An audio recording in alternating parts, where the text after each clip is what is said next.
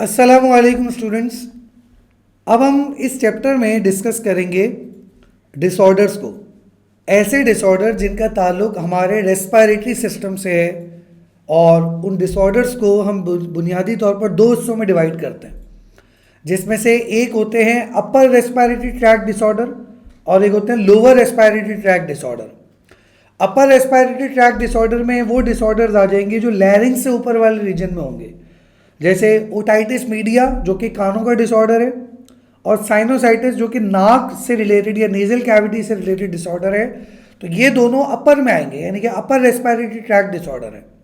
और उसके अलावा नमूनिया है, ब्रोंकाइटिस है, इसी तरह से एस्थमा है, इसी तरह से लंग कैंसर है। तो ये वाले जो डिसऑर्डर्स होंगे उसको हम लोअर रेस्पिरेटरी ट्रैक्ट डिसऑर्डर में काउंट करते हैं, क्योंकि हमारा जो पूरा रेस्पिरेटरी सिस्टम है इसको हमने अपर और लोअर रीजन में डिवाइड किया हुआ है। तो जो इस हिस्से के डिसऑर्डर होंगे वो अपर होंगे और जो इस हिस्से के डिसऑर्डर होंगे वो लोअर काउंट किए जाते हैं। तो पहले हम अपर को डिस्कस करेंगे, उसके बाद लोअर की तरफ जाएंगे। तो disorder of upper respiratory tract को अगर देखें तो उसमें सबसे पहला जो डिसऑर्डर हमारे पास है वो है साइनोसाइटिस। अब ये साइनोसाइटिस क्या है? देखिए, एक बात हमने पढ़ी थी कि हमारा जो स्कल होता है, स्कल, उसके अंदर कुछ कैविटीज़ होती हैं। हमारे स्कल के अंदर कुछ खाली जगहें, स्पेसेस हैं, एयर कैविटीज़ हैं। उन कैविटीज़ को कहा जाता है साइनोसिस। तो अगर उन कैविटीज़ के अंदर इन्फेक्शन हो जाए या लिक्विड डिपॉजिट हो जाए, हमारा जो नज़ला होता है, म्यूकस होता है, वो म्यूकस उन कैविटीज़ के अंदर एंटर हो जाए और वहाँ पर बैक्टीरियल इन्फेक्शन जो है होने लगे, तो इस डिसऑर्डर को हम कहते हैं साइनोसाइटिस। ठीक है, तो साइनोसाइटिस मतलब हमारी नेजल कैविटीज़ में इन्फेक्शन हो जाए और उस इन्फेक्शन की वजह से हमारी जो नेजल कैविटीज़ हैं वो ख़राब हो जाएं और या उनके अंदर जो है डैमेज आ जाए, तो बस ये डिसऑर्डर कहलाएगा साइनोसाइटिस। इसमें एलर्जीज हो जाती है, नज़ला ज़ुकाम रहता है, बहुत सारे मसले होते हैं, तो वो एक एक करके हम यहाँ डिस्कस करेंगे। पहले साइनोसाइटिस की डेफिनेशन को देख लेते हैं। The inflammation of sinus, inflammation of sinuses. Sinuses cavities को कहते हैं। The hollow air filled cavities found in skull. Skull में जो एयर फिल्ड कैविटीज़ हैं, ये जो खाली जगहें होती हैं, अगर इनके अंदर इन्फ्लेमेशन हो जाए, इन्फेक्शन हो जाए और लिक्विड यहाँ पे जमा हो जाए और इन्फेक्शन कॉज करे, और फिर ये कैविटीज़ में एलर्जीज क्रिएट होना शुरू हो जाए, माइक्रो ऑर्गेनिज्म की ग्रोथ हो जाए, तो बस ये सारी कंडीशंस कहलाती हैं साइनोसाइटिस। और ये पैथोजेंस के डिपॉजिट होने की वजह से होता है। पैथोजन यहाँ पे हार्बर हो जाते हैं, पैथोजन यहाँ पे जमा हो जाते हैं, तो उनकी वजह से फिर ये डिसऑर्डर जो है वो जनरेट होता है। साइनोसाइटिस के कॉजेज हमें याद रखने कि किन वजहों से ये हो सकता है, कौन कौन से रीजंस हैं बिहाइंड द साइनोसाइटिस। तो कॉमन कोल्ड इसका रीज़न हो सकता है। आपको नज़ला रहता है बहुत ज़्यादा, तो वो नज़ला जब होगा, म्यूकस जब बनेगा एक्स्ट्रा, तो वो म्यूकस इन कैविटीज़ के अंदर डिपॉजिट होना शुरू हो जाता है। अगर इन कैविटीज़ में म्यूकस डिपॉजिट हो रहा है तो उससे भी इन्फेक्शन होने का खतरा होता है। तो जो माइक्रो ऑर्गेनिज्म है, जो वायरसेस हैं, जो बैक्टीरियाज हैं, वो इन कैविटीज़ के अंदर डिपॉजिट हो रहे हैं, रहना शुरू हो गए हैं, एलर्जीज कॉज कर रहे हैं, तो ये कॉमन कोल्ड इसका रीज़न हो सकता है। एलर्जिक राइनाइटिस, ऐसा नज़ला जो एलर्जी की वजह से हो, जिसमें नाक के अंदर सूजिश हो जाए, इन्फ्लेमेशन हो जाए, तो वो इसकी वजह बन सकता है। Swelling in the lining of the nose, nose की जो इंटरनल लाइनिंग है, अंदर की स्किन है, उसमें अगर किसी तरह की स्वेलिंग हो जाए तो उसकी वजह से ही हो सकता है। Nasal polyps, nose lining show small outgrowth, यानी कि हमारी नेज़ के अंदर एक लाइनिंग होती है, अगर उसकी आउटग्रोथ हो जाए, अगर फॉर एग्जांपल आउटग्रोथ हो जाए, नेजल की जो लाइनिंग है वो ओवर ग्रोथ कर जाए, तो उसकी ओवर ग्रोथ को हम कहते हैं नेजल पॉलिप्स। नेजल पॉलिप्स मतलब ओवर ग्रोथ, ये ओवर ग्रोथ कहलाती है। तो नेजल लाइनिंग में एक छोटी आउटग्रोथ हो जाए, ओवर ग्रोथ हो जाए, ज़रूरत से ज़्यादा ग्रोथ कर जाए, आगे बढ़ जाए, तो उस कंडीशन को हम कहते हैं नेजल पॉलिप्स। और नेजल पॉलिप्स की वजह से क्या होगा, वो जो म्यूकस है वो फिर गिरेगा नहीं, बल्कि अंदर कैविटीज़ में एंटर होना शुरू हो जाएगा। और अगर आपका जो म्यूकस है वो इन कैविटीज़ में डिपॉजिट हो रहा है, तो उसकी वजह से फिर आपको साइनोसाइटिस का मसला आएगा। Dislocation of nasal septum, nasal septum नाक के, आपको पता है कि आपकी जो नेजल कैविटी होती है ये जो हमारी पूरी नोज़ है, इस नोज़ के बीच में एक सेप्टम होती है और ये सेप्टम राइट और लेफ्ट सेक्शन को अलग अलग रखती है। तो कुछ लोग ऐसे होते हैं जिनकी नेज़ल सेप्टम थोड़ी सी डिसलोकेट हो जाती है, यानी कि इस तरह हो जाती है, नेज़ल सेप्टम अपनी जगह से हट जाती है, और जिसमें से क्या होता है कि एक नाक बंद हो जाती है और एक नाक मुकम्मल खुल जाती है। अब इसमें क्या होगा, ये नाक की एक साइड, नोज़ का एक नॉस्ट्रल्स कंप्लीटली ब्लॉक हो जाएगा और एक नॉस्ट्रल्स जो है वो ओपन हो जाएगा। तो ये कंडीशन होती है। इस कंडीशन को भी हम कहते हैं, ये कंडीशन भी साइनोसाइटिस का रीज़न हो सकती है, साइनोसाइटिस की वजह बन सकती है। तो डिसलोकेशन ऑफ नेज़ल सेप्टम, ये भी इसकी वजह हो सकती है, डिसलोकेशन ऑफ नेज़ल सेप्टम। तो नेज़ल सेप्टम जब भी डिसलोकेट होगा तो वो इसको कॉज करेगा, यानी कि साइनोसाइटिस को कॉज करेगा।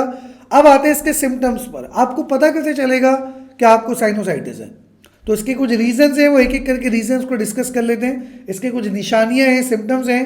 हेडेक होगा, सर में दर्द होता है, क्योंकि वो जो नेज़ल यहाँ पे म्यूकस डिपॉजिट हो रहा है उसमें इन्फेक्शन बन रहा है, उस इन्फेक्शन की वजह से ब्रेन के जो फंक्शनैलिटी है उसमें फ़र्क आता है, तो उसमें समटाइम हेडेक होता है। इन्फेक्शन की वजह से फीवर रहेगा, बुखार भी होता है समटाइम। कंजेस्शन होती है, यानी कि आपकी जो नाक होती है ना वो बंद हो जाती है। सोते हुए या नॉर्मल कंडीशन में आपको ऐसा फील होगा कि आपको सांस लेने में प्रॉब्लम होगी। आपकी जो नेज़ल कैविटीज़ होती हैं या आपको ओपन फील नहीं होंगी बल्कि क्लोज फील होंगी। तो सांस लेने में बहुत ज़ोर लगाना पड़ता है और बाकायदा ऐसा फील होता है कि कोई ब्लॉकेज है। तो वो जो ब्लॉकेज फील होती है ना, इस ब्लॉकेज को हम कहते हैं कंजेस्शन या नेज़ल स्टिफनेस। कफिंग होती है समटाइम, क्योंकि वो जो नेज़ल है, वो जो म्यूकस है वो अंदर गिर रहा होता है, इन्फेक्शन बढ़ता है, तो उससे फिर क्या होता है कि खांसी होती है। और टूथ पेन होता है समटाइम, दांतों में दर्द होना शुरू हो जाता है। और एयर पेन होता है, क्योंकि वो जो म्यूकस है वो आपके कानों तक जा रहा है, और जब वो कानों तक जाएगा तो इसमें ओटाइटिस मीडिया की कंडीशन होती है। एयर पेन, कानों में दर्द होता है, तो वो हो सकता है। आंखों में दर्द हो सकता है, आंखों के इस जगह पर दर्द हो सकता है, क्योंकि यहाँ पर भी कुछ कैविटीज़ होती हैं, इसको हम कहते हैं एथेमॉइड कैविटीज़। तो एथेमॉइड जो साइनोसिस है, अगर इसके अंदर इन्फेक्शन हो रहा है तो आपको आपकी आंखों में भी दर्द महसूस होगा। फैटीग, थकावट फील होती है, क्योंकि बॉडी को प्रॉपर ऑक्सीजन सप्लाई नहीं मिल रहा। आप जब सांस लेते हैं तो जो ऑक्सीजन आ रही है, जो एयर आ रही है, वो एयर प्रॉपर तरीके से आपके लंग्स तक पहुंच नहीं पा रही, तो जिसकी वजह से थोड़ी थकावट फील होगी, नज़ला बार बार रहेगा, तो उसमें फिर फैटीग की कंडीशन आपको देखने में मिलती है। तो ये सिम्टम्स हैं सारे जो आपको साइनोसाइटिस की वजह से नज़र आ सकते हैं। उसके अलावा इसके ट्रीटमेंट क्या होगा? ट्रीटमेंट के लिए एक तो डॉक्टर जो सबसे ज़्यादा प्रेस्क्राइब करते हैं वो स्टीम है। आप स्टीम लें, प्रॉपर पानी को गर्म करें, उसकी भाप को इनहेल करें, ठीक है, उसकी स्टीम को इनहेल करते रहें। वो स्टीम जब आपकी नेज़ल कैविटीज़ से पास आउट होगी, साइनोसिस से पास आउट होगी, तो वो जो माइक्रो ऑर्गेनिज्म होंगे वो नेज़ल, वो हीट की, टेम्परेचर की वजह से किल हो जाएंगे। स्टीम लेनी चाहिए। स्लाइन नेज़ल स्प्रेज आते हैं कुछ, वो यूज़ करने चाहिए। उसके अलावा अपनी नेज़ल पैसेज को कंटिन्यूसली वॉश करते रहें। जैसे इस्लाम के अंदर हम देखते हैं जब हम वज़ू करते हैं तो हमें कहा गया है कि नाक के अंदर पानी जो है वो हमें लेना होता है। तो ये इस तरह करने से भी ये नेज़ल कैविटीज़ जो है क्लियर हो जाती हैं। तो इससे क्या होता है, इससे वॉशिंग हो जाती है पूरी नेज़ल कैविटीज़ की। तो wash nasal passage and consult your physician. अगर तबीयत ज़्यादा ख़राब है तो फिर आप फिजिशियन के पास जाएं, खुद से इसका ट्रीटमेंट ना करें। अगर समटाइम इन्फेक्शन बहुत ज़्यादा है तो इसमें एंटीबायोटिक्स भी प्रिस्क्राइब की जाती हैं, तो वो फिजिशियन प्रिस्क्राइब करेगा, तो आप फिजिशियन से कंसल्ट करेंगे। तो ये ट्रीटमेंट है साइनोसाइटिस का। इसके बाद हमारे पास एक दूसरा डिसऑर्डर आ जाता है जिसका नाम है ओटाइटिस मीडिया। ओटाइटिस मीडिया असल में कान के इन्फेक्शन को कहते हैं। इसमें क्या होता है, कान का जो मिडिल एयर है उसके अंदर या तो बहुत ज़्यादा डिस्चार्ज भर जाता है और या फिर उसमें इन्फेक्शन हो जाता है। आपके कान का जो एयर ड्रम है वो नॉर्मल कंडीशन में ऐसा होता है, नॉर्मल मिडिल एयर आपको ऐसा मिलेगा, नॉर्मल मिडिल एयर। लेकिन अगर कोई बहुत ज़्यादा इन्फेक्शन फैल गया है और कान के अंदर म्यूकस डिपॉजिट हो गया है तो उसकी वजह से कान के पर्दे में भी दर्द होता है, उसमें इन्फेक्शन आ जाता है, तो ये इन्फेक्टेड मिडिल एयर है। मिडिल एयर के अंदर इन्फेक्शन हो जाता है, इस कंडीशन को हम कहते हैं ओटाइटिस मीडिया। तो अगर आपके मिडिल एयर में इन्फेक्शन आ जाए और लिक्विड भर जाए अंदर और बहुत ज़्यादा पेन फील हो, कान में दर्द हो, इस कंडीशन को ओटाइटिस मीडिया कहते हैं। तो इन्फ्लेमेशन और infection in the middle air आपके मिडिल एयर में या तो इन्फ्लेमेशन हो जाए या इन्फेक्शन हो जाए, तो इस कंडीशन को हम ओटाइटिस मीडिया कहेंगे। इसकी कंडीशन ये है कि इसमें आपकी जो यूस्टेशियन ट्यूब है वो ब्लॉक होना शुरू हो जाती है, वो बेकार हो जाती है, यानी कि ख़राब हो जाती है। आपको पता है आपके मिडिल एयर से एक ट्यूब जा रही है, ये वाली जो ट्यूब है, और ये ट्यूब हमारे गले तक आती है। तो ये जो ट्यूब होती है, इस ट्यूब को हम कहते हैं यूस्टेशियन ट्यूब। ये यूस्टेशियन ट्यूब अगर इन्फेक्शन बहुत ज़्यादा फैल गया है, अगर इन्फेक्शन बहुत ज़्यादा हो गया है, तो वो इन्फेक्शन फिर आहिस्ता आहिस्ता आहिस्ता इस ट्यूब को भी ख़राब कर देता है। तो इसमें इसकी कंडीशन ये है कि failure of the Eustachian tube, Eustachian tube बेकार हो जाती है, ख़राब हो जाती है, इन्फेक्टेड हो जाती है। यूस्टेशियन ट्यूब एक ब्रिज का काम करती है from middle air within the throat region. आपका जो थ्रॉट रीजन है और आपका जो मिडिल एयर है, इन दोनों को कनेक्ट करने के लिए एक ट्यूब होती है, ट्यूब का नाम है यूस्टेशियन ट्यूब। और balance pressure between outer and the middle air, आपका जो कान का बाहर का प्रेशर है और कान का जो अंदर का प्रेशर है, दोनों को बराबर रखने के लिए ये दोनों ट्यूब जो है वो काम करती है, वाली ट्यूब काम करती है। ठीक है, तो यूस्टेशियन ट्यूब इसमें ब्लॉक हो जाती है, तो एयर प्रेशर समटाइम जो है वो डिस्टर्ब हो जाता है। कॉजेज, सिम्टम्स और ट्रीटमेंट को एक साथ डिस्कस करेंगे। तो पहले हम कॉजेज को देख लेते हैं। यहाँ पर कॉजेज क्या होंगे इसके? कोल्ड, नज़ले की वजह से हो सकता है, सर्दी की वजह से हो सकता है, सोर थ्रॉट, गले में दर्द हो तो उसकी वजह से हो सकता है, अपर रेस्पिरेटरी ट्रैक इन्फेक्शन। आपको अपर रेस्पिरेटरी कोई भी इन्फेक्शन होगा तो उस इन्फेक्शन के जो माइक्रो ऑर्गेनिजम्स हैं वो ट्रैवल करके आपके मिडिल एयर तक जा सकते हैं, और अगर मिडिल एयर तक माइक्रो ऑर्गेनिज्म आ गए तो यहाँ पर भी इन्फेक्शन हो जाएगा। तो ये हो गया अपर रेस्पिरेटरी ट्रैक इन्फेक्शन। तो ये 3 कॉजेज हैं। सिम्टम्स क्या होंगे? आप रिकॉग्नाइज कैसे करेंगे पेशेंट को कि कौन से पेशेंट को ओटाइटिस मीडिया है? फीवर होगा, अनबैलेंसिंग फील होगी, चक्कर आएंगे बहुत ज़्यादा। ठीक है, चक्कर इसलिए आ रहे हैं क्योंकि प्रेशर मेंटेन नहीं है। अभी मैंने आपको बताया कि जो यूस्टेशियन ट्यूब होती है यह आपके एक्सटर्नल और इंटरनल प्रेशर को मेंटेन रखती है। अब यूस्टेशियन ट्यूब अगर ब्लॉक हो गई है नज़ले की वजह से, तो आपको अपने कानों में, अपने सर में वज़न फील होता है, क्योंकि एक्सटर्नल प्रेशर ज़्यादा है और इंटरनल प्रेशर कम है। तो उसकी वजह से क्या होगा? अनबैलेंसिंग फील होगी, चक्कर आएंगे।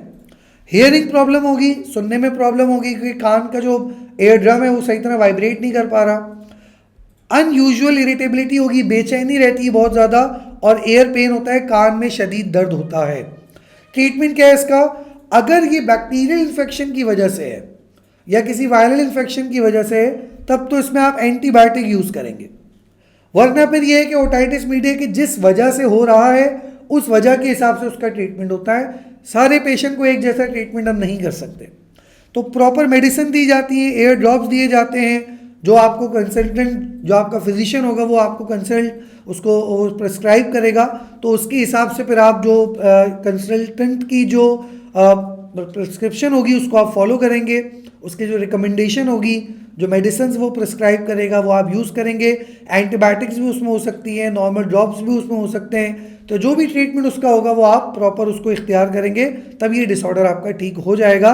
यहाँ पर आके हमने जो अपर रेस्पिरेटरी ट्रैक्ट डिसऑर्डर्स से 2 हैं, एक साइनोसाइटिस और एक ओटाइटिस मीडिया, इनको हमने देख लिया है। नेक्स्ट वीडियो लेक्चर में इंशाल्लाह इससे आगे हम बात करेंगे, लोअर रेस्पिरेटरी ट्रैक्ट की तरफ जाएंगे इंशाल्लाह। तो तब तक के लिए अल्लाह हाफ़िज़।